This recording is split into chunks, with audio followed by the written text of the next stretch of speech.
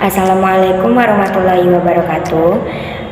Baiklah, perkenalkan saya Eva Sofaskia dengan NIM 240061009 dari Departemen Bimbingan dan Konseling Fakultas Ilmu Pendidikan. Di sini saya akan membuat video proyek tugas akhir semester dari mata kuliah Dasar-Dasar Ilmu Pendidikan yang diampu oleh Ibu Dr. Syar'aini MPD dengan judul materi pembelajaran yaitu pilar-pilar pendidikan. Baiklah, di sini saya akan menjelaskan materi tentang pilar-pilar pendidikan. Nah, yang pertama, kita masuk dulu nih, apa itu pendidikan? Jadi, pendidikan merupakan salah satu kebutuhan pokok dalam kehidupan manusia, dari bagaimana cara menjalani kehidupan di dunia ini, dan dalam penghidupan manusia yang mengemban tugas dari Sang Khalik tentunya. Dan manusia sebagai makhluk yang diberikan kelebihan oleh Allah Subhanahu wa Ta'ala yang tidak dimiliki oleh makhluk lain dalam suatu bentuk akal pikiran. Dan maka dari itu, bahwa untuk mengolah akal pikiran diperlukan suatu pola pendidikan melalui proses pembelajaran. Nah, pilar pendidikan sendiri dicetuskan oleh UNESCO. Siapa sih yang tidak tahu UNESCO?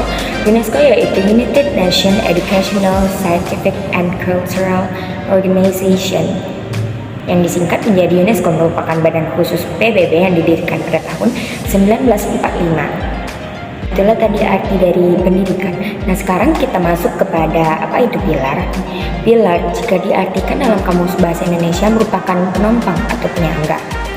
Penopang atau penyangga dalam sebuah bangunan yang membuat bangunan itu dapat berdiri dengan kokoh.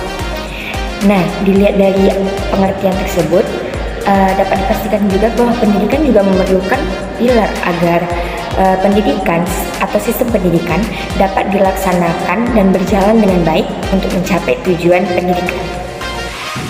Nah, baiklah, jadi kita langsung saja masuk yang pilar pertama. Pilar pertama yaitu learning to know, atau diartikan sebagai belajar mengetahui. Apa sih itu belajar mengetahui? Artinya, belajar itu harus dapat dipahami dan dapat dipelajari, bukan hanya untuk dihafal saja. Jadi, pelajaran yang sudah dipahami dapat diterapkan dalam kehidupan sehari-hari.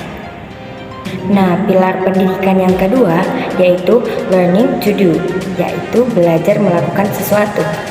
Setelah tercapainya progres dari learning how to know, yaitu belajar untuk mengetahui, akan seiring berjalannya waktu akan berjalan jadi learning to do, yaitu belajar melakukan sesuatu.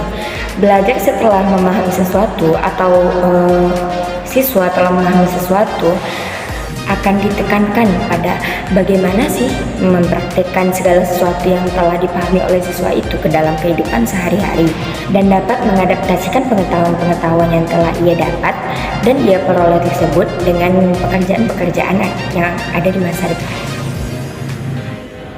Nah, kita masuk yang ketiga yaitu pilar learning to live together, yaitu belajar hidup bersama.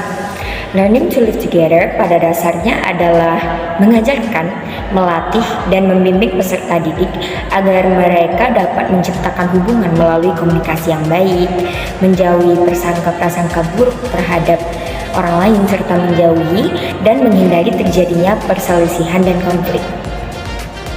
Oke, kita masuk pada pilar yang keempat yaitu learning to be, yaitu belajar menjadi sesuatu.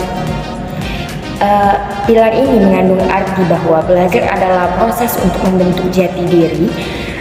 Oleh karena itu, pendidik harus berusaha memfasilitasi peserta didik agar dapat mengaktualisasikan dirinya sendiri sebagai individu yang berkepribadian utuh dan tanggung jawab sebagai individu sekaligus sebagai anggota masyarakat. Nah, itu dia 4 pilar pendidikan berdasarkan UNESCO yang dapat membantu perbaikan pendidikan yang ada di Indonesia. Semoga apa materi yang saya sampaikan dapat tersampaikan dengan baik dan bermanfaat untuk kita semua. Terima kasih. Wassalamualaikum warahmatullahi wabarakatuh.